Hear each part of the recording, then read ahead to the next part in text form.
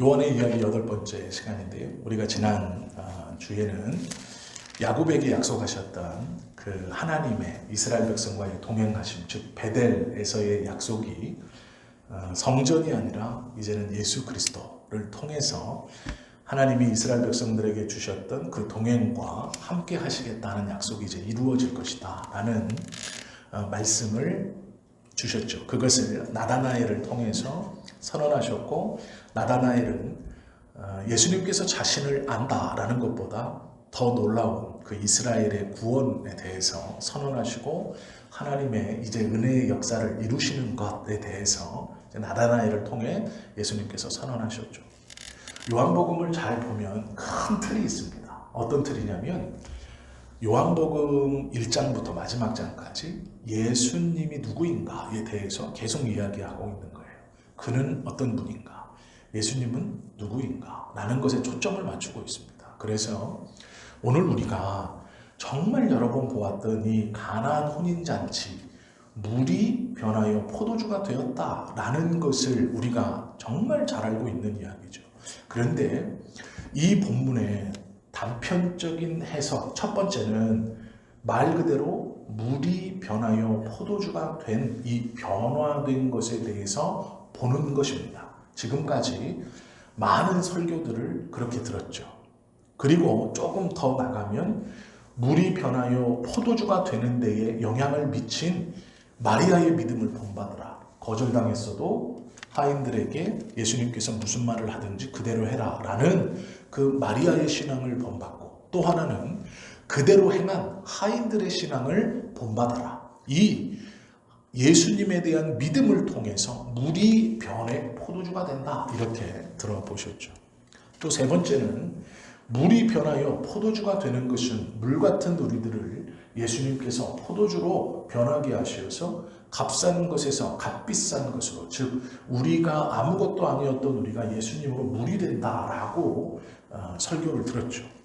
이 세 가지가 이 본문을 접하는 대표적인 강론입니다. 설교라고 들은 것이죠. 여기서 주목하는 것은 예수님께서 보여주신 역사, 즉 물이 변하여 포도주가 되었다는 것을 중심으로 본문을 보고 있는 것이죠. 그러나 조금 본문에 다른 것을 다 떼고 이 요한복음 2장 1절에서 12절 말씀에서 예수님께서 특별히 하시고자 하는 게 있어요. 특별히 요한은 이 예수님의 가버나움 사건을 통해서 물이 변하여 포도주 된데 이게 중요한 거라고 말하지 않고 있습니다. 마리아는 하인들의 순종, 그것이 중요하다고 말하지 않고 있습니다. 요한이 말하고 싶은 것은 요한복음 1장에서 계속해서 말하고 있는 예수님이 누구인가라는 거예요. 요한복음 마지막은 나다나엘을 통해서 예수가 그리스도이고 약속된 메시아이며 하나님께서 이스라엘 백성과 함께 있고 하나님의 구원이 이제 이루어지는 그 당사자라는 것으로 요한복음 1장을 끝냈습니다. 그러면 요한복음 2장은 전혀 다른 내용인가? 그렇지 않아요. 같은 내용이에요. 예수가 누구인가? 라는 것에 대한 내용입니다. 물이 포도주가 변한 것은 별로 그렇게 중요한 이야기가 아닙니다. 마리아의 순종이나 하인들의 순종도 이 본문에서 별로 그렇게 중요한 이야기가 아닙니다. 값어치 없던 물이 값어치 있는 포도주, 이것도 별로 중요한 이야기가 아닙니다. 본문에서 중요한 것은 따로 있어요. 가나안 혼인 잔치에 초대받았을 때 발생한 이 사건, 요한복음은요 2장에서부터 12장까지 7개의 기적이 쭉 나열되어 있습니다. 이 가나안 혼인잔치 첫 번째 기적을 기록하는 걸 시작으로 그 뒤로 6개가 더 나와요. 연속으로 2장부터 12장까지 7개의 기적 사건이 쭉 있는데, 그 7개의 기적 사건 모두가 다 주제는 하나입니다. 예수님은 누구인가? 라는 거예요. 그럼 왜 그 7개의 기적 사건 중 가나안 혼인잔치와 포도주가 제일 앞에 배치되어 있느냐라는 것은 의도가 있습니다. 요한은 유대인입니다. 유대인이면서 요한은 예수님의 12명의 제자 중 가장 어린 10대의 예수님의 제자로 발탁되었고, 쫓아다니면서 그 예수님 옆에서 베드로가 좌우편에서 요한이 그 예수님의 가슴에 머리를 대고 음식을 먹을 정도로 가까이 붙어 다니면서 예수님께서 하시는 모든 것을 보고 체험하고 눈으로 익힌 자입니다. 그리고 요한은 예수님의 12명의 제자 중 제일 마지막까지 살아남아서 하나님 나라의 놀랍고 귀한 신령한 것을 직접 눈으로 본 사람입니다. 그래서 요한이 쓴 계시록을 보면 모든 제자들이 다 죽고 예수님의 다시 오심을 기다리는 그리스도의 대망을 꿈꾸며 있는 믿음의 공동체에게 계시록을 통해서 이 압박과 고난, 로마에서 핍박하는 국가적인 핍박 속에서 믿음을 지켜가는 너희들이 어떠한 영광으로 나중에 다시 일어날 것인가에 대해서 이야기하고 있죠. 요한은 끝까지 무엇을 중요하게 여겼냐면 예수님이 누구인가 라는 거예요. 이 본문도 보면 두 가지의 아주 귀하고 복된, 그리고 요한의 입장에서는 제일 중요한 상징이 등장합니다. 그것이 무엇이냐면 혼인잔치와 포도주라는 거예요. 이 이야기가 7가지 이야기 중 가장 앞서서 기록되어 있는 이유는 유대인들에게 예수 그리스도를 설명하기에 이 혼인잔치와 포도주의 비유가 가장 좋기 때문입니다. 왜 그러냐면 성경에 보면 하나님의 나라를 어린 양의 혼인잔치로 비유하는 경우들이 많이 있어요. 주님의 나라가 도래했을 때가 언제냐라고 말했을 때 성경은 혼인잔치집으로 이 하나님의 나라의 도래를 표현하기도 합니다. 마태복음 22장도 그렇고 이사야서에도 보면 메시아의 통치, 그런 날을 어떻게 기록하고 있느냐? 혼인잔치로 비유해요. 즉 하나님의 나라가 온다라고 했을 때 그 하나님의 나라가 왔다라는 것을 유대인들은 혼인잔치로 비유해서 많이 듣고 또 생각했습니다. 계시록 19장 9절에 보면 이렇게 말해요. 어린 양의 혼인잔치에 칭함을 받은 자들은 복이 있다. 혼인잔치라고 말하며 하나님의 나라를 혼인잔치로 비유합니다. 그곳에 칭함을 받은 자들은 복이 있다. 이렇게 말해요. 포도주 또한 마찬가지죠.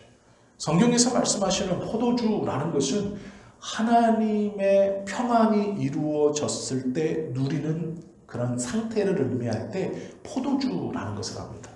즉 유대인들에게 포도주를 먹는다, 포도주를 마신다, 포도주를 나눈다, 포도밭에 신경을 쓴다라는 것은 평화로운 상태예요. 하나님께서 이루어 놓으신 평화와 하나님께서 이끌어 주신 그 은혜를 받았을 때 그 다음 하는 일이 비유로 뭐냐? 포도밭을 경작한다. 포도주를 나눈다. 포도주 틀에서 포도주를 짠다. 이렇게 표현합니다. 아모스 9장 13, 14절에 보면 여호와 하나님께서 포로된 이스라엘을 돌이키셔서 하나님의 은혜가 임한 곳이죠. 어떤 일을 시키느냐? 그들로 하여금 포도원을 심게 하시고 그들이 포도주를 마실 것이다.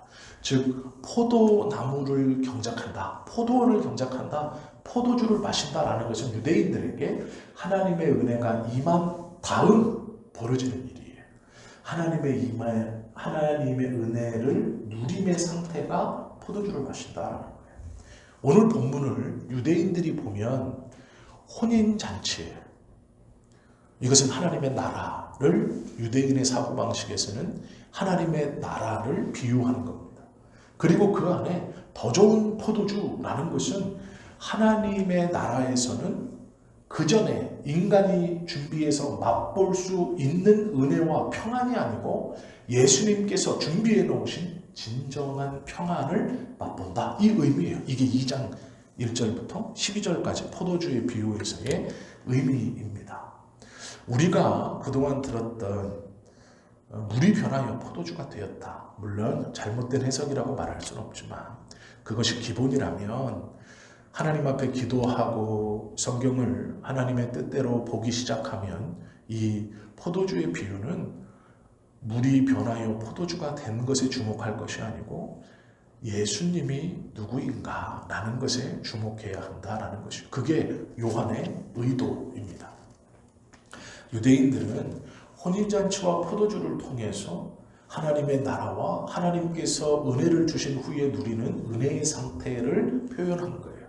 그렇다면 이 비유를 통해 예수님이 그 하나님의 은혜의 상태를 누리게 하시고, 즉 이 결혼식을 완성하심과 동시에 이 은혜의 상태, 그것이 온전한 은혜, 신랑이 준비한 포도주, 세상이 준비한 포도주 말고 예수님 하나님께서 직접 준비한 포도주를 먹고 마시며 완전한 혼인잔치의 완성, 진정한 은혜의 평화를 누리게 되게 하시는 분이 예수님이다 라는 게 본문이에요.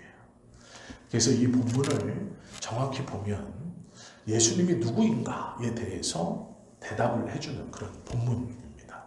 요한의 의도는 그거예요. 우리가 물이 변하여 포도주가 된 것은 참 대단한 사건이죠. 그리고 마리아의 순종도 참 대단한 사건입니다. 마리아가 예수님께 이렇게 말해요. 예수님, 이 귀한 잔치에 포도주가 떨어졌습니다. 그런데 우리가 이 본문을 가만히 보시면 상식적으로 몇 가지를 좀 추론해 볼 수 있어요. 어떤 것을 추론해 볼 수 있느냐? 없어도 되는 구절이 몇 구절 들어가 있어요. 이 1절부터 12절 이 이야기 속에는 빼도 이야기가 아무런 문제가 없는 구절들이 몇 개 있어요. 그런데 제일 첫 번째, 예수님께서 말씀하시는 게 뭐냐면 어머니가 부탁할 때 그 부탁을 들어주지 않는 것이 아니죠. 들어주시잖아요. 그런데 뭐라고 그러시냐면 내 때가 아직 이르지 아니했다 이렇게 말해요. 예수님의 내 때라는 건 뭔가요? 예수님의 영광 받으시는 때예요. 그러면 예수님의 영광 받으시는 때가 뭐예요? 십자가에서 하나님의 뜻을 이루셨을 때예요. 예수님께서 내 때가 아직 이루지 아니했다라고 말하는 건 십자가상에서 하나님의 뜻을 온전히 이룰 때가 아직 아니다라는 것. 이건 없어도 되는 말이에요. 어머님이 부탁을 했어요. 예수님, 이 잔치에 포도주가 다 떨어졌습니다. 근데 예수님이 그냥 해주시면 돼요. 그리고 본문을 보면 해주셨어요. 그런데 뜬금없는 말을 해요. 아직 내 때가 이르지 아니했습니다. 없어도 되는 말인데 집어넣고 있어요. 이게 뭐냐면 내 때라는 건 예수님의 영광, 십자가상에서 하나님의 뜻을 이루실 그 때가 아직 도래하지 않았다라는 의미고요. 또 하나가 6절 말씀이에요. 6절에 보시면 없어도 되는 본문이 들어있어요. 5절을 보세요. 그의 어머니가 하인들에게 이르되 너희에게 무슨 말씀을 하시든지 그대로 하라 아니라 7절 예수께서 그들에게 이르시되 이렇게 하면 돼요. 그런데 6절이 들어가 있어요. 거기에 유대인의 정결 예식을 따라 두세 통 드는 돌 항아리 6이 놓였는지라.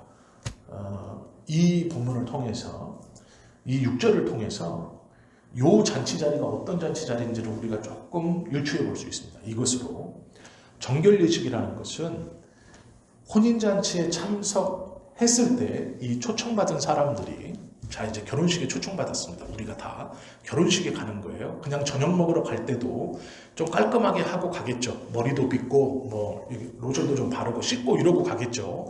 일하던 사람들도 저녁 잔치에 초대하면 그러고 갈 거예요. 그럼 결혼식이에요, 이것은.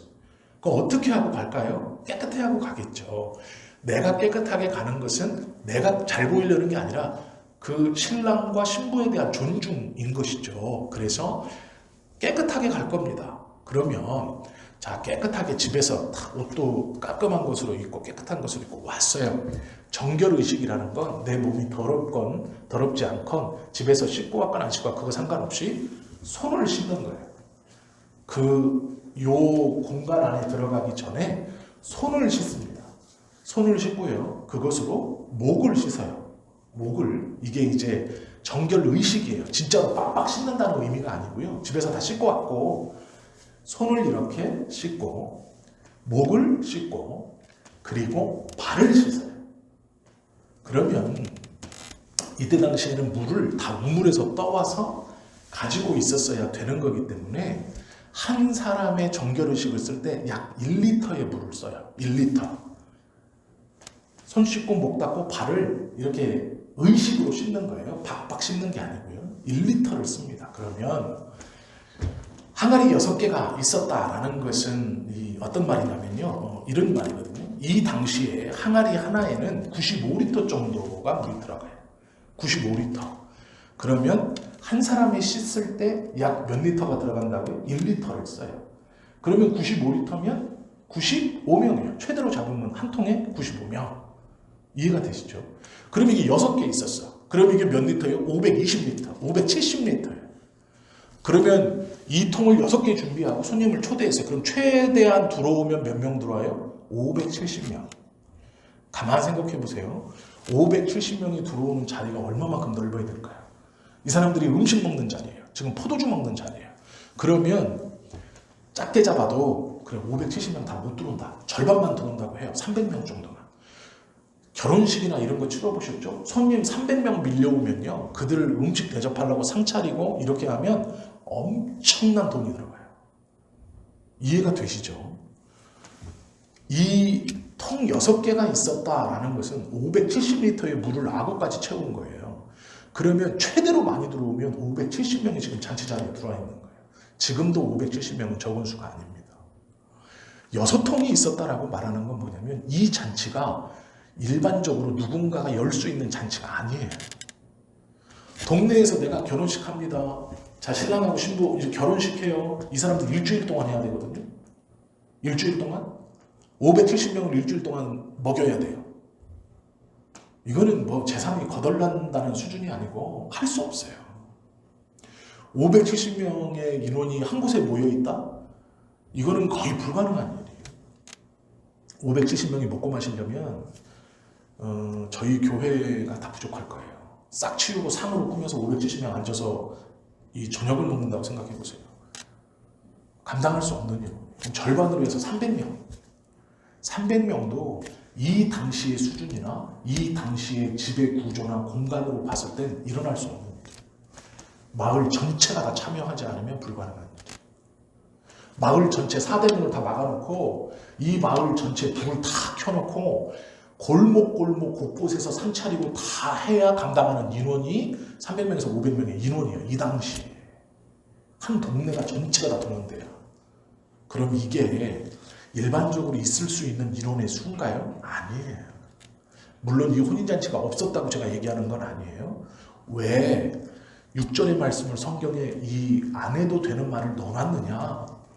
95리터짜리 6개, 570리터의 물이 들어있는 항아리가 필요합니다. 그게 있었습니다라는 건 이 잔치는 일반인이 배설하거나 준비해서 치러낼 수 있는 잔치가 아니다라는 거예요. 이 95리터짜리 물항아리 6개, 악어까지 채워 570리터짜리 물항아리 6개를 포도주로 만들어서 갖다 준다라는 말은 이 잔치는 의도된 표현이에요. 이 표현은. 유대인들이 듣기에 정결의식을 따라 95리터짜리 물항아리 6개가 준비되어 있는 잔치, 이거는 왕궁에서 열리는 것밖에 없어요. 왕궁에서 열리는 잔치는 6개에서 12개 정도 써요. 어마어마한 잔치예요. 일개 신랑이 하는 잔치가 아니에요. 물항아리 6개를 채우려면요. 남자들이, 남자, 여자 보통 이렇게 들어가는 게 약 4리터 정도 들어가요. 이 항아리, 그들이 들고 다니는 항아리가 4리터 정도. 그러면 생각을 해보세요. 570리터를 채우려면 이 4리터짜리 항아리로 뭐 10번, 20번 왔다 갔다 해서 채워지는 양이 아닙니다. 요한이 6절의 말씀을 넣어놓은 것은 이 잔치는 조그마한 마을의 잔치였는데 이 물항아리 6개를 탁 집어넣으면서 이 화면이 뭘로 바뀌냐면 사람이 준비할 수 없는 어떤 큰 이걸로 바뀌어버리는 거예요. 그렇게 해서 문제를 해결해요. 그런데 금방 해결합니다. 이거 잘 생각하셔야 돼요. 65리터짜리 570리터를 4리터짜리 물병으로 물을 그 자리에서 퍼서 여기다가 옮겨도 한참 걸리는 일이에요. 그런데 그때 당시 우물은요, 저기 있어요. 그러면 모든 종들이 다 가서 8리터씩 들고 지고 온다고 해도 570리터를 채우려면 한참 걸려요. 포도주는 벌써 다 떨어졌죠. 잔치는 끝나는 거예요. 그런데 놀랍게도 항아리를 채우고 그냥 갖다 줘요. 별 문제가 없는 것처럼 얘기해요. 그렇다면 이 6절의 말씀을 집어넣음으로 요한이 의도하는 건 뭐냐면 이 잔치는 사람이 버리고 있는 잔치이지만 상징을 집어넣은 거예요. 570리터, 95리터짜리 물 항아리 6개라는 것을 집어넣으면서 이 잔치가 갑자기 어떤 잔치가 돼버리냐면 왕궁에서 벌어지는 연회처럼 돼버리는 거예요. 이게 하나님의 나라를 상징하는 요한이 집어넣은 잔치예요. 정말로 그곳에 물 항아리 6개가 있었는지는 몰라요. 그러나 그때 당시의 수준과 그때 당시 유대인들의 가옥의 크기나 이 잔치의 준비로 보면 이렇게 못해요. 잔치라는 것이 벌어지면 그 당시에는 어떻게 했느냐, 임금이 잔치를 벌여도 먼저 초청자들을 다 인원수를 체크해서 초대장을 보내고 그 초대를 받은 사람이 응답을 하게 돼 있어요. 내가 간다, 못 간다, 응답을 하게 돼 있어요. 성경에서도 보면 어떤 부자가 잔치를 배설했는데 초대한 사람이 아무도 오지 않았어요. 나는 뭐 밭에, 나는 장가, 나는 뭐 뭘 해야 되고, 나는 뭐 애가 아프고, 내가 뭐 아무도 안 와요. 그러니까 어떻게 해요? 길거리에서 아무나 데려오라고 해요. 잔치 자리를 채워라 이렇게 말하거든요. 잔치라는 것은 초대받지 않은 사람이 가는 것은 극히 소수. 나그네가 들어와서 음식을 좀 대접받고 가는 것은 잔치의 제일 바깥자리. 극히 소수예요. 이 사람들은. 본문에 보면 예수님과 어머니도 초대받아서 갔다라고 얘기해요. 그러면 예수님과 어머니만 간 게 아니라 예수님의 제자들도 있었어요. 12절 말씀에 보면 제자들이 믿더라 이렇게 말해요. 제자들도 이걸 봤다는 얘기거든요. 그러면 제자들이 볼 때 물이 포도주가 되어서 예수님 하고 믿은 게 아니고요. 믿은 게 아니고 혼인잔치라는 모티브, 포도주라는 모티브를 유대인들은 하나님의 나라와 연관시켜 생각해요. 율법을 공부한 사람은.